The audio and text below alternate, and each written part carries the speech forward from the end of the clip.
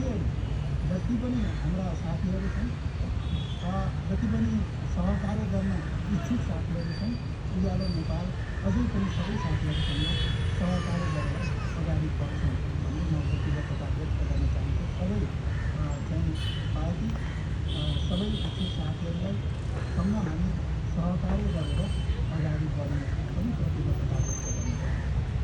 र यो विषयलाई हामी जुन हिसाबले बाहिरिएका छौँ त्यसलाई कमजोर स्थिति नठान्नु नै नपरे सबैलाई अनुरोध गर्दछु।